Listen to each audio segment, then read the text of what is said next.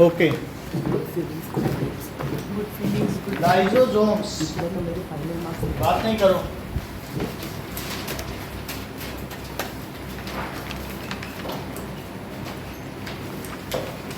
Lysosomes cell में एक से ज्यादा भी हो सकते हैं।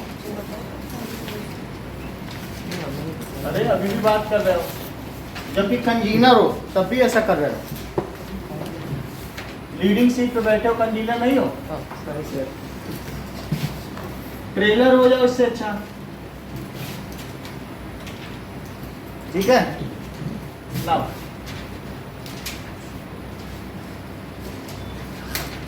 तो दिस इज न्यूक्लियस, और न्यूक्लियस के चारों तरफ एंडोप्लाज्मिक रेटिकुलम होगा, और उसके चारों तरफ गोल्गी ऑपरेटस भी होगा।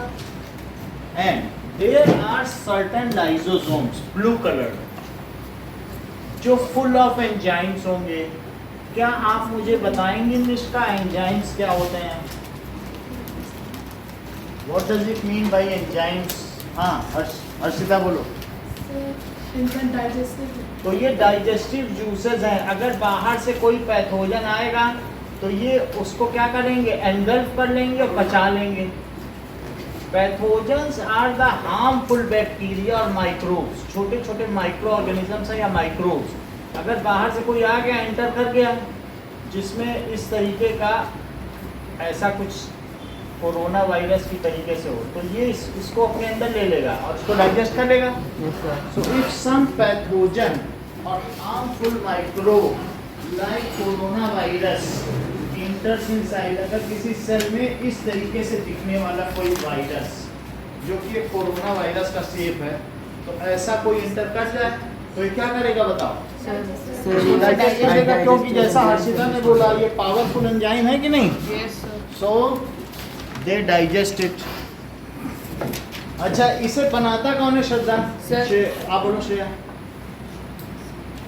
Who is responsible for formation of? Sir endoplasmic reticulum. बहुत अच्छी बात है, आप बोलो। तुम तो बहुत अच्छा बता रहे, कौन बनाता है? बोलो, बताने वाला कोई नहीं है, आप बोलो। ये बन सर जीन्स। करेक्ट, ये बहुत अच्छा बता रहे हैं कि गोल्गी ऑपरेटस, बहुत बड़ी बात है। 9th में होगा, पिछली बार बताया था वो, उन्हें अभी तक याद रहा। सो और या फिर इन्होंने यहाँ पे लास्ट में देख लिया होगा कि Golgi apparatus is responsible for the formation of L. हमें लगता है इन्होंने देख के ही बोला होगा, इतना कहाँ किसी के पास माइंड हो। So lysosomes are membrane bound sacs. Lysosomes are membrane bound sacs. Membrane bound sacs हैं with digestive enzymes. With sacs का मतलब थैले होते हैं या वेसिकल्स। थैले और वेसिकल्स एक ही चीज है। With digestive enzymes इसमें भरे होते हैं। And enzymes are the, what does it mean by enzymes? That is digestive juices. Enzymes क्या होते हैं? Sir digestive juices. Enzymes are one kind of protein,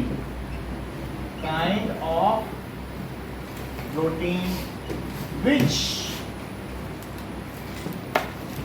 have digestive juices. Digestive, जैसे हमारी body में खाना पचाने के लिए बहुत सारे एंजाइम्स हैं, वैसे डाइजेस्टिव जूसेस।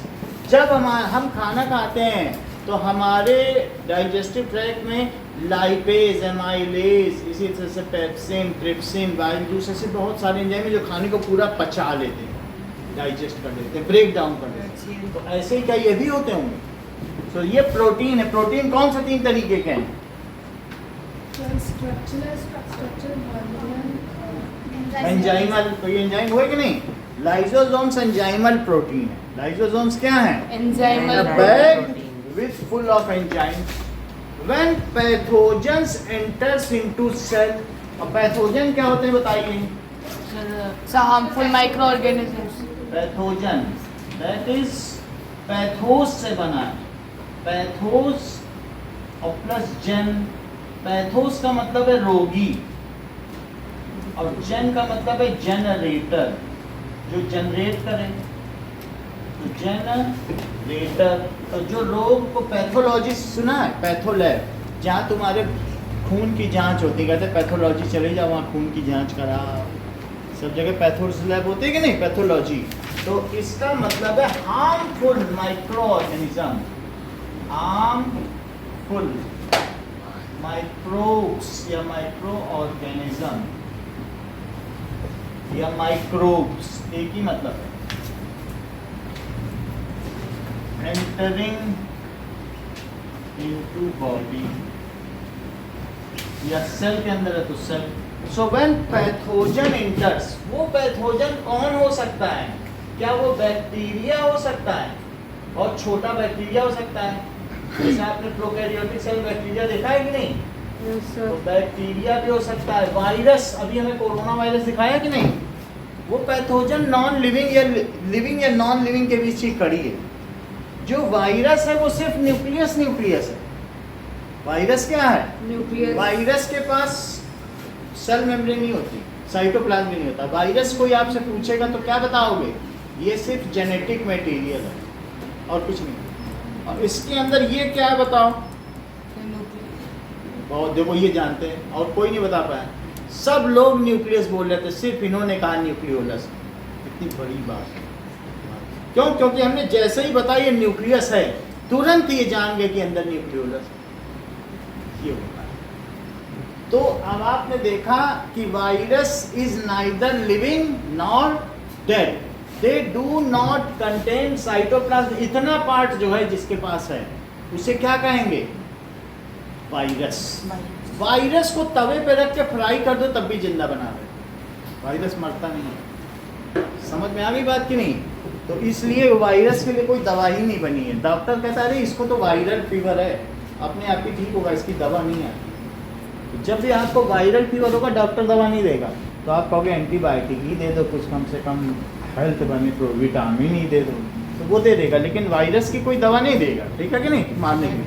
तो व्हेन पैथोजन एंटर्स, एग्जांपल है बैक्टीरिया एंटर्स, तो हमारी बॉडी के मैकेनिज्म के लिए वो बनी, मैकेनिज्म जो उससे फाइट करे, उसके लिए दवा करके नहीं है कि जो उसे मार सके, लेकिन हमारा मैकेनिज्म है जो उसको अनइफेक्टिव कर देता है, उन्हें प्रोड्यूस नहीं करने देता, reproduce. Enters in our body, जब हमारी बॉडी में वायरस अंदर आया मानसी, तो ये क्या करेंगे? They engulf the pathogen and release powerful enzymes on it and digest it. उसे निगल लेते हैं। सबसे पहले क्या करेंगे? दे लाइसोसोम्स क्या करेंगे? It engulfs it. एनगल्फ का क्या मतलब है? निगलना।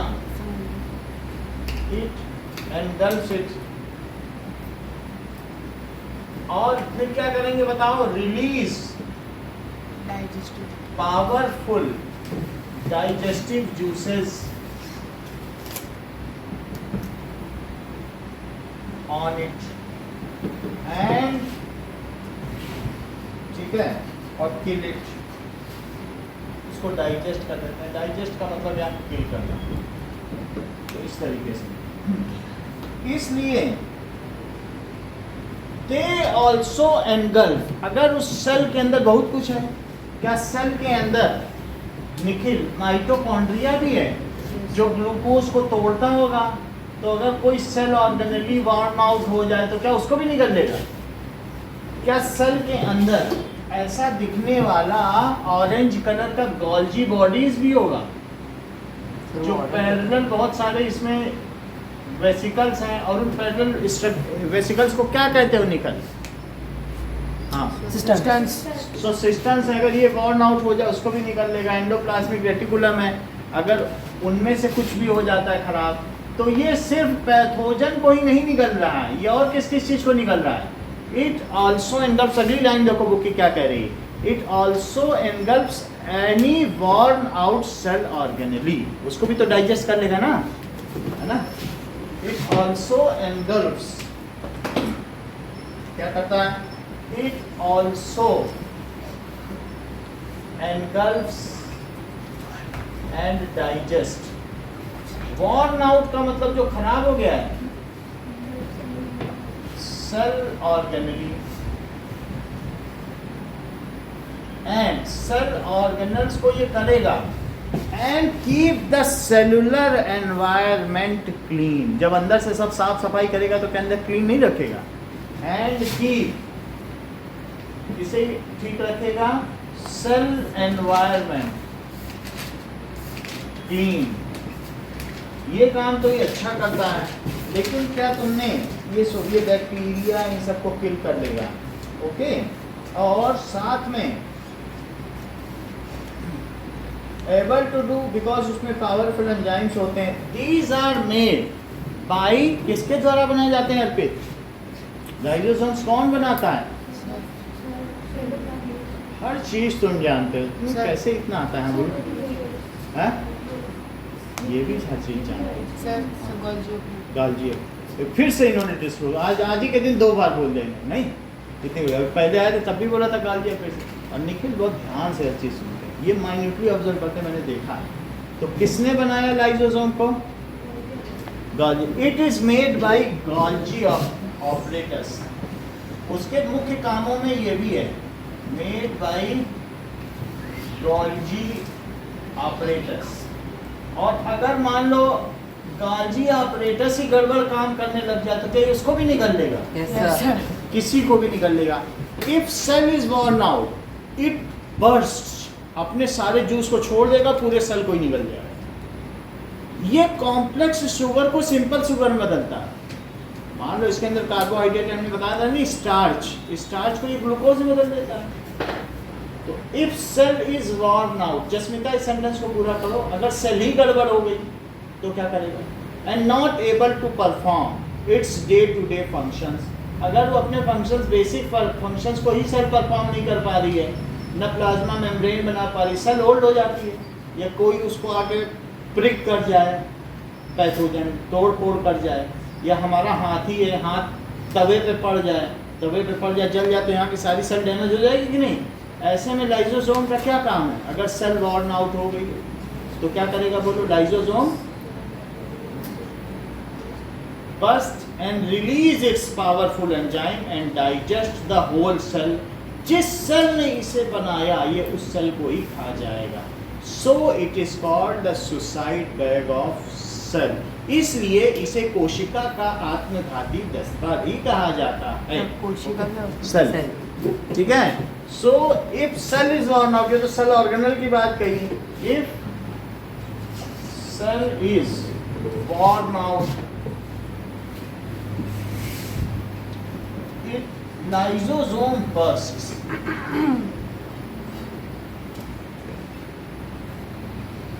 and digest its own cell। ये ऐसा क्यों करता है बताओ? क्योंकि हमारी बॉडी मल्टी सेलुलर है। अगर हमारी बॉडी में खराब सेल भी पड़ती रहेंगी या सड़ी सेल रहेंगी तो क्या बॉडी काम कर पाएगी? तो क्या लाइसोसोम आसपास की सेल को हेल्दी एनवायरनमेंट देगा, जो हेल्दी सेल्स है, खराब सेल को खा जाएगा, तो अच्छी सेल तो अच्छी रहेंगी कि नहीं? नहीं तो उनके आसपास अगर सड़ती रहे सेल तो अच्छा नहीं रहेगा ना। तो इसलिए क्या करता है? And clean the environment. Sir अगर अमीबा का ही सब पूरा सेल खराब हो गया तो लाइसोसोम फिर बस्ट करेगा? लाइसोसोम उसको बस्ट कर जाएगा, डाइजेस्ट। सभी के केस में ऐसा ही है, और वही काम हमारे अंदर भी है, लेकिन वो उसे खा ही जाएगा। सर अमीबा को ही खा जाएगा सर, फिर तो लिव ही नहीं कर पाते, वो सिंगल सेल होते हैं। सिंगल सेल फिर वो नहीं लिव कर पाएगा। जो अच्छे हैं वही लिव कर पाएंगे। ये नहीं कि खराब है और काम करने दे, ऐसा नहीं करेगा। हेल्दी अमीबा ही सर्वाइव कर सकते हैं, फिर उसे सिंपल शुगर में तोड़ देगा, फिर वो जो सिंपल शुगर है वो दूसरे अमीबाओं के द्वारा खा ली जाएगी, क्योंकि वहाँ एक ही अमीबा नहीं है। अदरवाइज उस एक सड़े हुए अमीबा की वजह से आसपास क्या है कि दूसरे अमीबा भी मर जाएंगे। एक अगर मछली मर गई है तो कुछ मछलियाँ उसे खा जाएंगी, बड़ी मछलियाँ मरते ही खा जाएंगी। इससे क्या होगा? यदि वो उसको नहीं खाएंगी तो वो पानी इतना गंदा हो जाएगा कि बड़ी मछलियाँ भी मर जाएंगी। बात समझ आ रही कि नहीं? एनवायरनमेंट का क्लीन होना जरूरी है। अगर आप जब एक्वेरियम में 4 मछली लाते हो एक के मर जाने से शाम तक सब मर जाती हैं, क्योंकि वो environment उसको क्लीन करने वाली आप लाए ही नहीं, आपने वो मछली उसमें नहीं डाली जो उसे खाती हो। तो हम एक इकोसिस्टम नहीं बना पाते एक एक्वेरियम, इसीलिए हमारा एक्वेरियम सस्टेन नहीं कर पाता। और जबकि नेचर में जो इकोसिस्टम है वो सस्टेन करते, बात समझ आ गई। तो इसलिए क्या करता है, it digest in its own cell. ऐसा अर्पित वो क्यों करता है, वो अपनी ही सेल को डाइजेस्ट करता है। ये अच्छी बात है कि खराब बात है? कैसे? हाँ, and keeps the environment clean. समझ आया sir? Cell organise and keep cell environment clean वाली लाइन एक बार समझा दीजिए। मान लो जैसे अगर एक है कि सेलुलर एनवायरनमेंट, उसको क्लीन करना है। अगर सड़े गले सेल ऑर्गेनेली हो तो उन्हें खा लेगा, क्योंकि अगर गॉल्जी ऑपरेटर्स को निगल लेगा तो दूसरे नए गॉल्जी ऑपरेटर्स बन जाएंगे, क्योंकि सेंटर में डीएनए उसके पास कोड है, नए प्रोटीन उससे बन जाएंगे। और एंडोप्लाज्मिक रेटिकुलम खुद ही प्रोटीन और लिपिड बना रहा है, तो उसकी वो मेम्ब्रेन बना देगा तो बन जाएंगे। सड़ेगा गॉल्जी ऑपरेटर से किसी सेल को क्यों कंप्रोमाइज़ करना, उसको निगल जाने दे और अच्छे अच्छे बनाए। तो क्या वो सेल के एनवायरनमेंट को क्लीन करता है। और अगर मान लीजिए एक ऐसी बॉडी है जिसमें मल्टी सेलुलर ऑर्गेनिज्म है और एक सेल इसमें सड़ जाती है, तो उसका ख़त्म होना ज़रूरी है, क्योंकि अगर वो नहीं ख़त्म हो गई तो दूसरी सेल भी मर जाएंगी। उनके चारों तरफ अगर वेस्ट चीज़ें रहें तो ऐसी स्थिति में ये क्या है बताइए, if cell is worn out then it is eaten और digested by lysosome in order to keep the environment for other cells worthy to live. Sir तो वो डेड चीज जो भी डाइजेस्ट हो रही है वो जा कहाँ रही है? तो बात वो कॉम्प्लेक्स बुक की लाइन पढ़ो, it turns the complex sugar present in it into simple sugar. ऐसा लिखा है सेंटेंस, पढ़ो जरा। मतलब उसमें जो भी कॉम्प्लेक्स सब्सटेंस उनको तोड़ के और फिर वही दूसरे के द्वारा खा लिए जाए, दूसरी सेल उसको यूज करेंगे, जाएगी कहीं नहीं, वो एनवायरनमेंट में छोड़ देगा, उसको सिंप्लीफाई करके ब्रेक डाउन करके छोड़ देगा, दूसरी सेल में जाकर। समझ आई बात की नहीं? तो and born out burst and digests its own cell, so it is called suicide bag, आत्मघाती दस्ता, suicide bag of cell। Cell का ये मतलब जैसे आप अपने पीछे एक बॉम्ब लेके घूमें और जब भी अपने को उड़ा लें तो सेल हमेशा अपने साथ एक तरीके का लाइसोसोम लेके घूमते हैं। और एक ही नहीं बल्कि हमारे वाले में तो तीन लाइसोसोम है। It is not as a single lysosome, हमारे में देखिए इसमें तीन है। ये तो न्यूक्लियस है, ब्लू कलर का आप देखें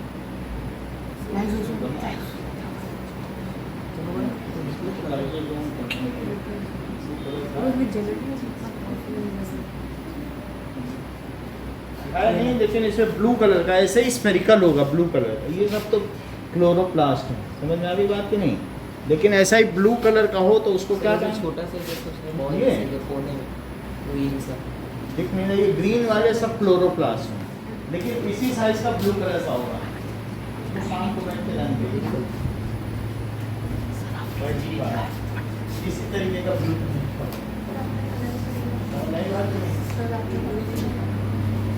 तो ये सब तो प्लास्टिक्स हैं, हो सकता है ये हो, पता नहीं। सर ये यहाँ पे ग्रीन छोटा सा ग्रीन है तो क्लोरोप्लास्ट है।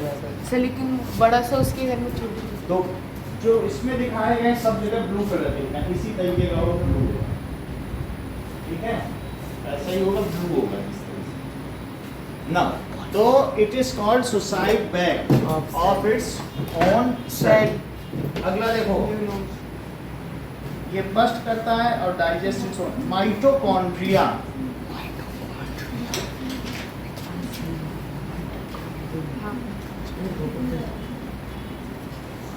तो माइटोकॉन्ड्रियन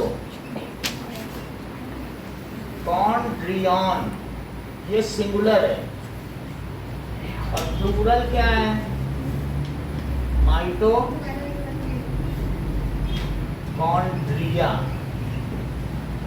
माइटोकॉन्ड्रियन सिंगुलर है और ये प्लूरल है। तो माइटोकॉन्ड्रिया क्या करते हैं? Power house of the cell. Mitochondria इस तरीके से दिखेगा, These are double membrane bound cell organelle which has its own DNA and ribosome. इसके पास अपना खुद का डीएनए है, तो खुद का राइबोसोम खुद का राइबोसोम, और इसमें इस तरीके का फोल्डेड स्ट्रक्चर। का प्रोटीन ही होगा। ये देखो इसका स्ट्रक्चर इस तरीके से क्या है, खुद अलग ही सही है। जिसे क्रिस्टे कहते हैं। ऐसा फिर से देखो, सर क्रिस्टे का काम क्या होता है? अभी बता रहे हैं। तो माइटोकॉन्ड्रिया आपने देख लिया, ये है mitochondria. This is mitochondria. Mitochondria. Okay, mitochondria Oval shape का स्ट्रक्चर है जो रेड कलर का है। अगर हम इसको और देखें तो ये इस तरीके से दिखेगा, इसको कट करके देखें तो इसमें आप देखोगे कि इस तरीके का फोल्डेड स्ट्रक्चर है, मल्टीफोल्ड।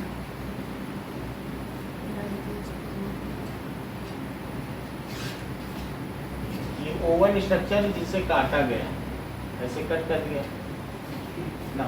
इट इज, इसे क्या कहेंगे माइटोकॉन्ड्रिया में? क्रिस्टे। और ये डबल मेम्ब्रेन बाउंड है, 80 मेम्ब्रेन नहीं है। इसकी प्लाज्मा मेम्ब्रेन कितनी होगी? डबल होगी। तो डबल मेम्ब्रेन बाउंड है। इसी में जब बाहर से ये सरफेस है, इसी सरफेस पर ग्लूकोज आएगा C6H12O6 और उसको वो तोड़ देगा। स्टार्च इस ग्लूकोज को इसी के सरफेस पे ग्लूकोज आएगा, ग्लूकोज को तोड़ देगा CO2 में, वाटर में। ग्लूकोज थोड़ी ना स्टार्च में तोड़ा जाता है, स्टार्च से टूट गई तो ग्लूकोज बनता है। Glucose plus O2। फिर से समझिए, इन्होंने बोला है दैट इज स्टार्च तो कॉम्प्लेक्स शुगर है ना, स्टार्च में 1000 ग्लूकोज होते हैं, तो स्टार्च को तोड़ोगे तो क्या बनेगा? ग्लूकोज। स्टार्च को ग्लूकोज में निष्का कौन तोड़ता है? हर चीज जानते थे वो, पढ़ती सुन, यही चीज हमें इनसे सीखनी है और कुछ नहीं। Listening is learning. कितना इन्होंने सुना कि स्टार्च को ग्लूकोज में या कॉम्प्लेक्स शुगर को दैट इज लाइसोसोम तोड़ रहा है। या बुक में वो लाइन पढ़ ली होगी कि इट ब्रेक्स डाउन कॉम्प्लेक्स, या अभी अभी हमने जो बोला उसे सुन लिया होगा। 3 चीज में से एक चीज हो सकती है, लेकिन हम लोग ये सुने कि ध्यान से सुने। सब कितना चमत्कारी है ये सब। तो स्टार्च को ग्लूकोज में किसने तोड़ा? Lysosome breaks down. उसके पास तो पावरफुल एंजाइम है। क्या वही सब चीजें हमारे डाइजेस्टिव ट्रैक्ट में भी हैं? हम आलू खाते हैं, आलू में स्टार्च है क्या? और आलू को तोड़ के ग्लूकोज बना दी। रोटी में स्टार्च है, आपने तो बताया था कि रोटी को बीच में अगर चबाते रहो मुंह में ही ग्लूकोज बन जाएगी, चीनी बन जाएगी। तो इस तरीके से स्टार्च में से क्या बना बताओ? ग्लूकोज। फिर ग्लूकोज क्या होता है? C6H12O6। क्या मानसी तुम बताओगी ग्लूकोज को कार्बन डाइऑक्साइड और वाटर में कौन तोड़ता है? माइटोकॉन्ड्रिया। और ऐसा ही नहीं करता, वो 38 यूनिट ऑफ एनर्जी भी बना देता है। एक ग्लूकोज से कितनी यूनिट ऑफ एनर्जी बनाता है बोलो? 38 यूनिट ऑफ एनर्जी, जिसे ATP भी कहते हैं। एडिनिन ट्राइफॉस्फेट, वो बाद में देखेंगे। तो इतनी बात समझ आ गई कि नहीं? जानना जरूरी नहीं है, सही जानना जरूरी है। तुम गलत बता रहे हो, सब बच्चे गलत सीख लिए, क्योंकि सुनते बड़े ध्यान से ना बच्चे। प्रॉब्लम बहुत सारी है। तो अब ये देखो, माइटोकॉन्ड्रिया क्या है? It is oval, double membrane bound oval structure. Inside it there is a folded membrane. उसके अंदर क्या होती है? Folded membrane. Let us see how the mitochondria looks like. 2 चीजें हमें देखनी है। एक तो माइटोकॉन्ड्रिया कैसा दिखता है,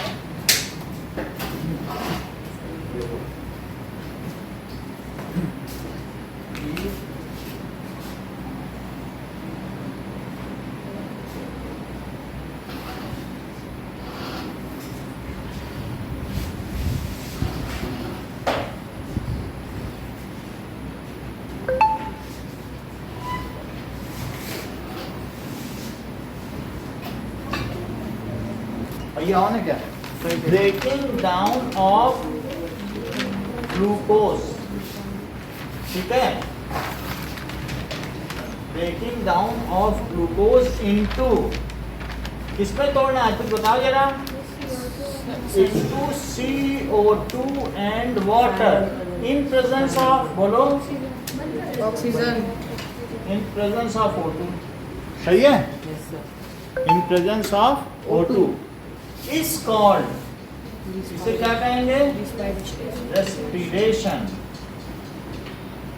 it takes place in mitochondria. in mitochondria. So it takes place in mitochondria. During this breakdown, 38 units of energy is produced per glucose molecule. Her glucose के तोड़ने पे कितनी एनर्जी निकलती है, 38 unit. During this process, 38 units of energy is produced. Sir आपने बोला था सिर्फ आपने क्लोरोप्लास्ट का बताया कि वो भी कुछ अभी क्लोरोप्लास्ट का बात बताएंगे कि कैसे ग्लूकोज वो बनाता है. So glucose so So starch 38 units of energy is produced. ये सिर्फ मैंने रेस्पिरेशन की डेफिनेशन समझाई, फिर से समझिए. मान लीजिए कि किसी भी माइटोकॉन्ड्रिया के चारों तरफ, क्या तुम्हें हमने ऐसा बताया है कभी adenine, guanine, cytosine? Yes, sir. Yes, sir. Sir, 4 bases. चलो, ऐसे डीएनए के एक और भी बेस है जिसका नाम है एडिनोसिन. इसका क्या नाम है? एडिनोसिन. तो एक और भी प्रोटीन है adenosine. Sir, adenosine triphosphate. हाँ बताना, ये क्या है, कैसा बेस है बताओ? एडिनोसिन में ये सब कार्बन है, ये सब क्या है? कार्बन. और हर कार्बन पे एक एक हाइड्रोजन है, समझ लो ऐसा कुछ हो, ऐसा है. अब देखो इन सभी में यहाँ फॉस्फेट लगाओ. फॉस्फेट भी हमने कभी आपको बताया होगा. Yes, PO4. sir. Yes, sir. Sir. 4 minus 3, sir. सुन लो, ये इसका नाम बताओ. तुम अभी मत बताना, इन लोगों को बताने दो. हाँ इसका नाम बताओ. करेक्ट, आप भी बोलो. Sir, ये इसका क्या नाम है? Sir, इसका adenosine. आप भी बोलो. ये पूरा सही बताया. सब में 3 बच्चों में यही बताया था. हाँ बोलो. हाँ, जैसा कि अर्पित ने हम लोगों को बताया कि सर ये तो एडिनोसिन डाइफॉस्फेट आपने बना दिया. 2 फॉस्फेट लगे तो काउंट करके बता दिया. उन्होंने क्या बताया? Adenosine diphosphate. और ये बुक में बिना देखे बताया है कि ये एडीपी है. क्या बताया? एडीपी. और माइटोकॉन्ड्रिया का काम है जबरदस्ती एक फॉस्फेट को पकड़ के यहाँ जोड़ देना और क्या बना देना? Adenosine triphosphate. ये काम माइटोकॉन्ड्रिया करता है, 3 फॉस्फेट जोड़ देता है. Sir, तो ये क्या नाम हुआ बोलो? Adenosine triphosphate. ट्राइफॉस्फेट. अब ये ट्राई हो गया, ये 2 है तो डाई, ए डी पी. और ये क्या है? एडिनोसिन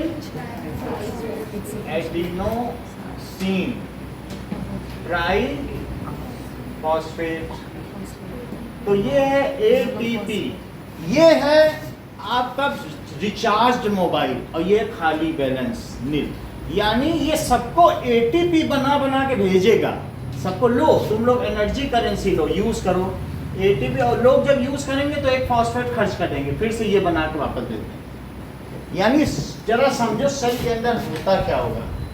सेल के अंदर एक माइटोकॉन्ड्रिया है. तो ये सेल है और सेल में ये जो ग्रीन कलर का है इसको कहते हैं क्लोरोप्लास्ट. ये क्या है? क्लोरोप्लास्ट. और ये सेल का न्यूक्लियस है और बाकी चीज होगी, एंडोप्लाज्मिक रेटिकुलम होगा, ये सारी चीजें तो होंगी. ये देखो. और साथ ही साथ सेल में एक माइटोकॉन्ड्रिया भी होगा. माइटोकॉन्ड्रिया में इसके अंदर ये जो फोल्डेड स्ट्रक्चर है इसको आप क्रिस्टे कहेंगे. अच्छा ध्यान दीजिए, जो इसके अंदर फोल्डेड स्ट्रक्चर है उसे आपने स्ट्रोमा कहा था. Yes sir. इसके अंदर को क्या कहा था? स्ट्रोमा. तो ये इसको कहेंगे स्ट्रोमा. और जबकि प्रद्युम्न जो पैरेलल वेसिकल्स थे, उनको आपने क्या कहा था? गोल्जी ऑपरेटर्स को। बोलो। सिस्टन, उनको सिस्टन कहा, इसको क्रिस्टे कहा, और उसे क्या कहा?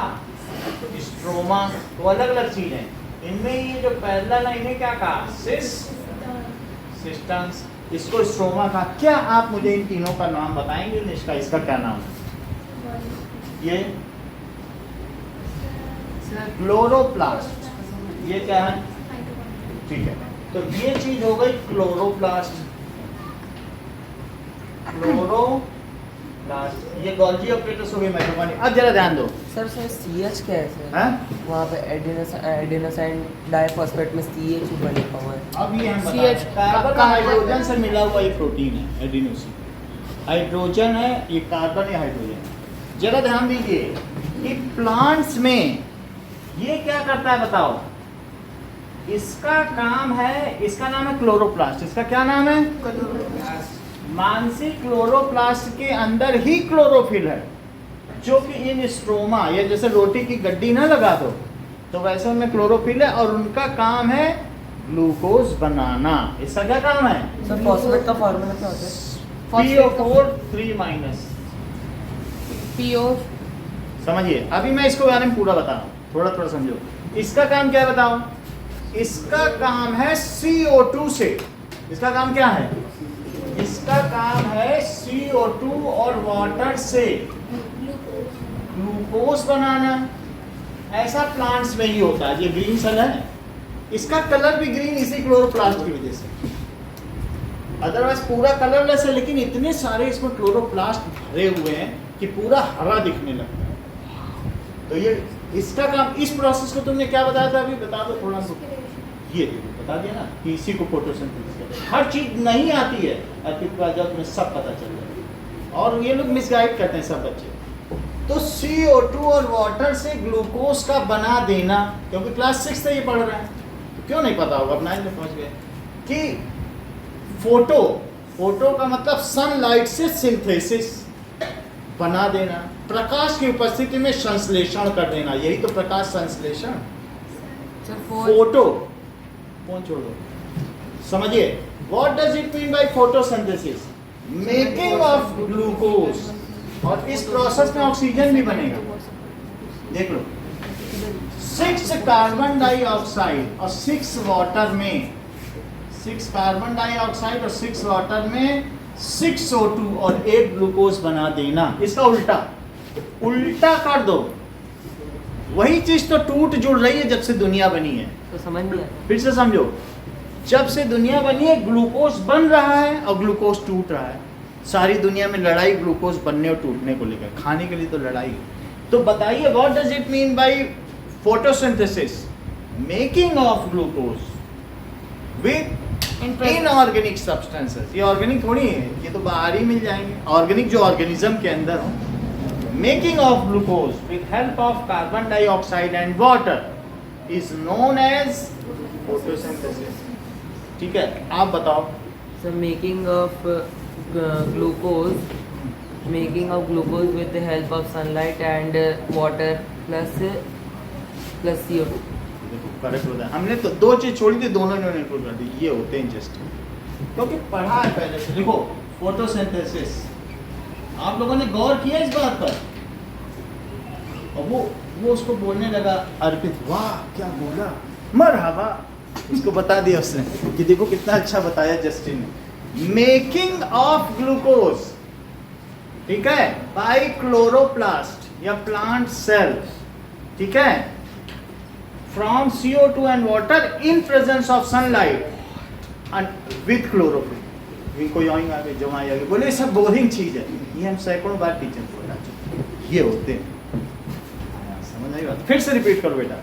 So photosynthesis is a process in which chloroplast converts its 6 O2 molecules and 6 देखो O2 को कन्वर्ट करना, ये दुनिया में क्रांति ला देंगे।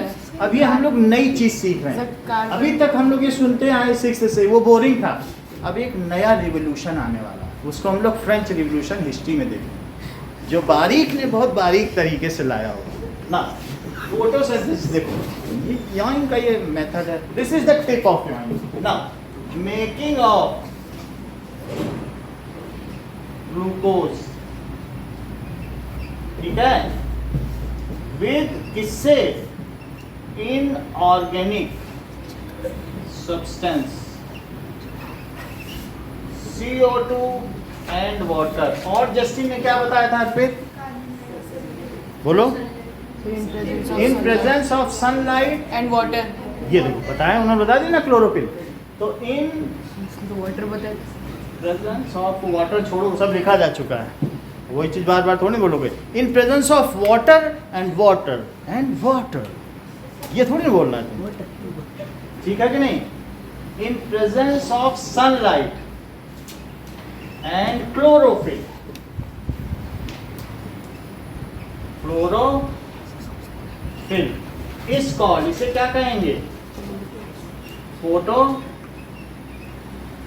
सिंथेसिस, इसे ही फोटोसिंथेसिस कहेंगे, खाना बनाना, फोटोसिंथेसिस, प्रकाश संश्लेषण, इसको क्या कहेंगे, प्रकाश की उपस्थिति में खाने को संश्लेषित करना, संश्लेषण।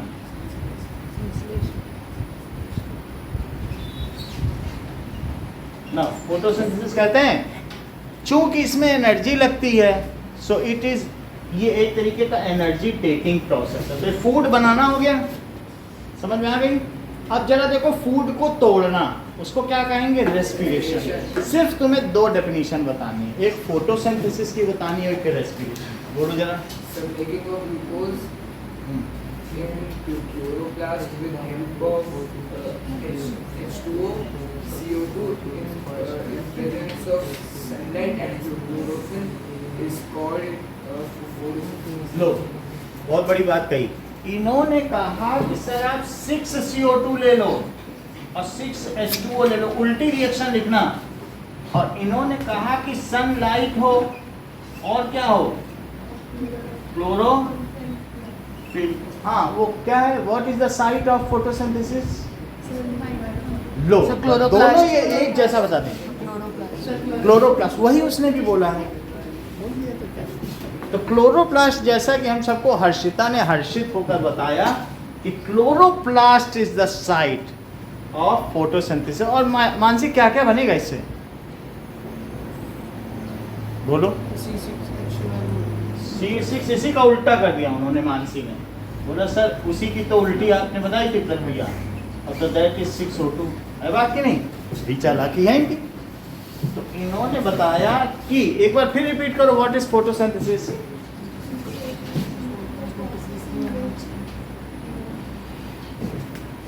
बोलो, प्रोसेस इन विच,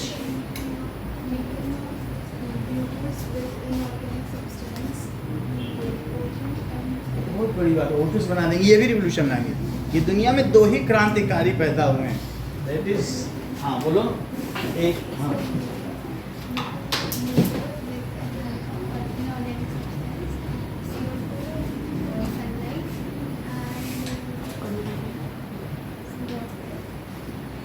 क्लोरोफिल का कोई फॉर्मूला है?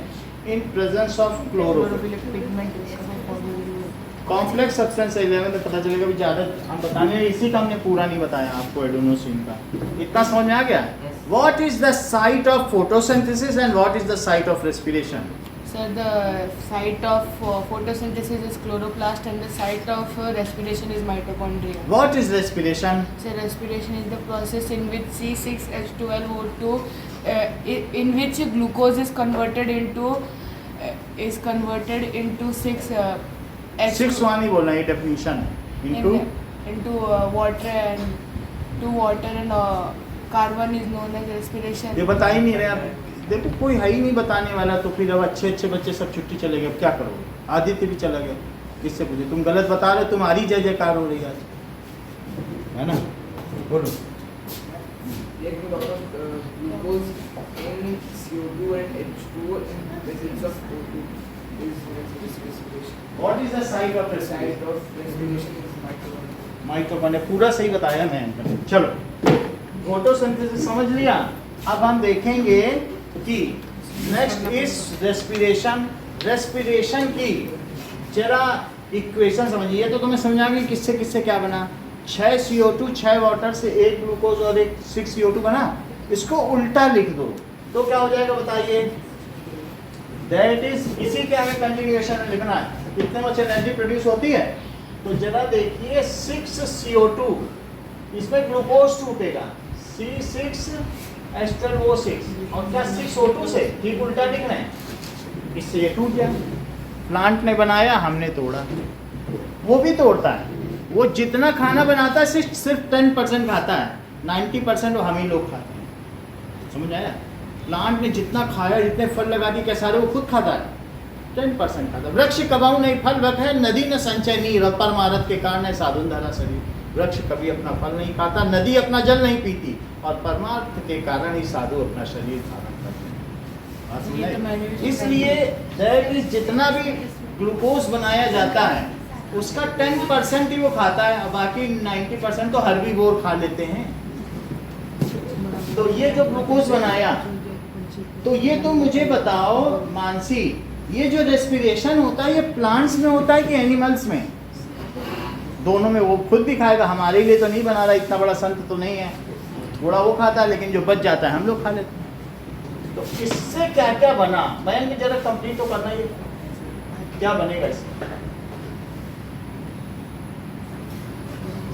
ग्लूकोज टूट गया, क्या बनेगा? 6 CO2 और 6 H2O और 38 ATP। देख लो, जब ये इसके साथ फॉस्फेट मिला तो इन माइटोकॉन्ड्रिया ने क्या बना दिया बोलो? उसने ATP बना दी क्या? तो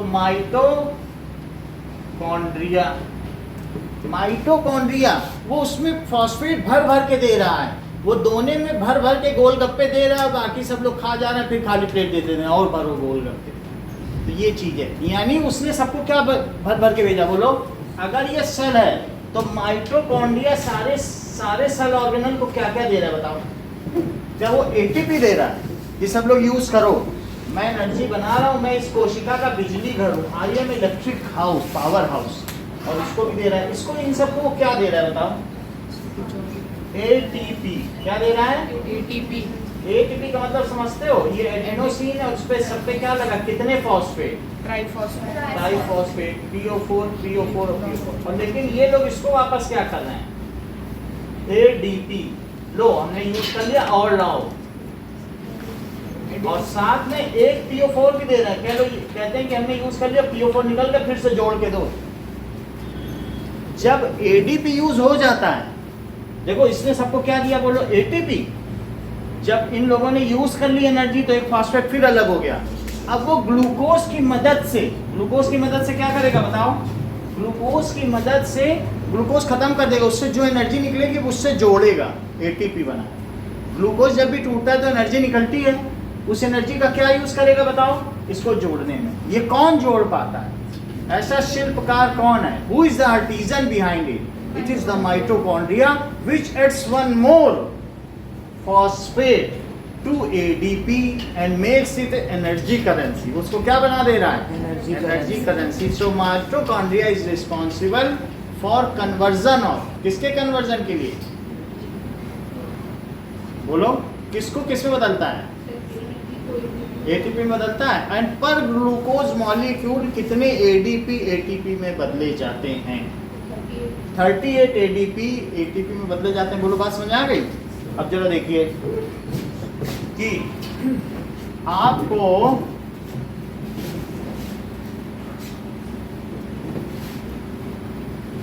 मेक डायग्राम ऑफ माइटोकॉन्ड्रिया, पहला काम, ठीक है? वो हमने अभी बताया था कि नहीं? ऐसे सर उसके लेबल पार्ट बता दीजिए एक बार। ये ऐसे कर देना, और ये ऐसे, बाकी ये फोल्डेड स्ट्रक्चर है। CIST। सिस्टम तो ये है, क्रिस्टे अलग है।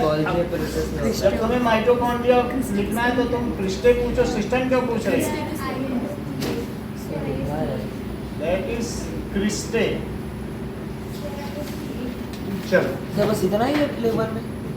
और ये इसका डबल मेम्ब्रेन है। अब इसमें क्या है, इसका अपना डीएनए और वो सब होगा, यही है। अभी यही कर लेंगे। अब दूसरी चीज, define respiration and photosynthesis. What is the site of respiration and what is the site of photosynthesis? Site of respiration क्या है? Site of respiration. What is the site of photosynthesis? Define respiration and photosynthesis. What is the site of respiration and site of photosynthesis? दोनों की site बतानी है। Right chemical equations associated with it. Write chemical equations for them.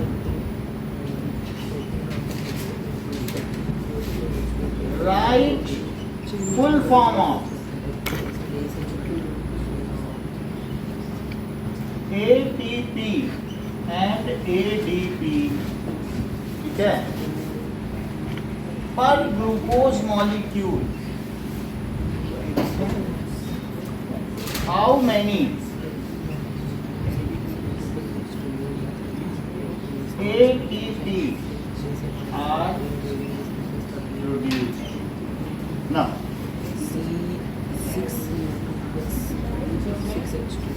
fourth, what is the nickname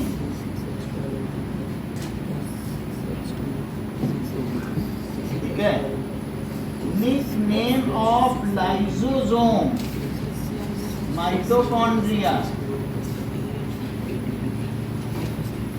and chloroplast? हाँ Mansi, chloroplast को क्या कहते हैं, उसका क्या निकनेम है? भाई जैसे तुम्हारा घर का नाम मन्नू है, होगा मान लो, जैसे मानसी मन्नू है, तो वैसे क्लोरोप्लास्ट का निकनेम क्या है? Chloroplast site of photosynthesis. Correct. ये जैसे इन्होंने बताया, क्योंकि यहाँ खाना बन रहा है ग्लूकोज, तो किचन ऑफ द सेल, बहुत बड़ी बात है। खाना बन रहा है तो उसे क्या कहेंगे? ये किचन है, ये पावर हाउस है, ये क्या है बोलो? Power house. ये पावर हाउस, और ये क्या है बताइए? सुसाइड वैग्स ऑफ सुसाइड वैग। और ये क्या है? Kitchen of cell.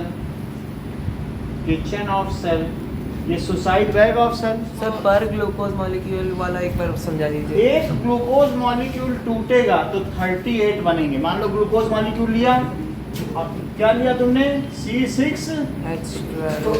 38 एडीपी में 38 फॉस्फेट जोड़ेगा और कितने बना देगा? 38 एडीपी। तो समझ नहीं आया। एक ग्लूकोज लिया, तो ग्लूकोज का कैसे दिखाएंगे? ग्लूकोज जैसे ये है, ये लिख देंगे। ग्लूकोज तोड़ दिया उसने, और उसी समय उसने कहा ग्लूकोज टूट रहा है, आ जाओ सारे भूखे लोग, तो सारे 38 एडीपी ले आया, वही फॉस्फेट तैर रहे थे माइटोकॉन्ड्रिया, उन सबको ले लेके जोड़ता क्या, जो एनर्जी निकली, एनर्जी होगी तो काम हो जाएगा ना। तो एक ग्लूकोज के टूटने से जो एनर्जी निकलती है उससे वो 38 फॉस्फेट 38 एडीपी में जोड़ देता है और नई 38 यूनिट्स ऑफ एटीपी तैयार कर देता है। और तैयार करने के बाद वो क्या मतलब सिर्फ ये बना देना और उसको 38 प्लस कर देना, कुछ ये सब लिखना नहीं है, लेकिन इतना सोचो कि एक ग्लूकोज के टूटने पर 38 फॉस्फेट मॉलिक्यूल्स 38 एडिनोसिन डाइफॉस्फेट में जोड़ दिए जाते हैं और 38 यूनिट्स ऑफ एटीपी बन जाती है।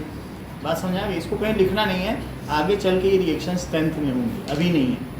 लेकिन आप इतना जान लीजिए कि एक से तीनों चीज़ों का नाम लिख लोगे। सर तो how many ATP will produce में क्या लिखेंगे?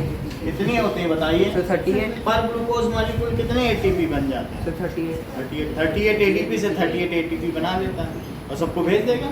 तो सर लिखेंगे सर 38 एटीपी बन जाएंगे।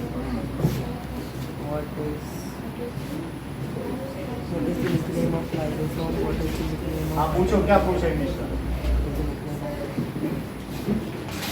Lysosomes का कैसे साइड बाय है?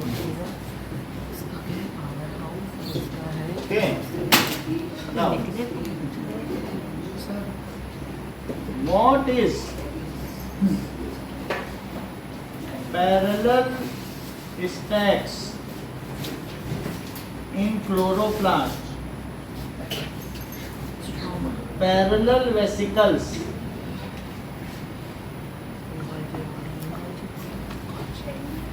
in Golgi apparatus.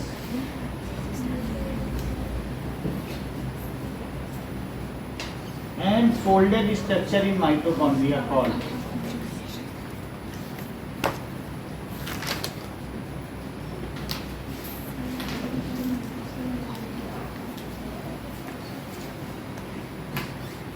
Parallel structure बोलो, पैरेलल स्ट्रक्चर क्लोरोप्लास्ट में क्या कहते हैं? Sir stroma. और पैरेलल वेसिकल्स इन गोल्गी apparatus को क्या कहेंगे? सिस्टम कहेंगे। और फोल्डेड स्ट्रक्चर इन माइटोकॉन्ड्रिया को क्या कहेंगे? क्रिस्टल्स। वो कौन से दो सेल ऑर्गेनल हैं जिनके अपने डीएनए और राइबोसोम होते हैं?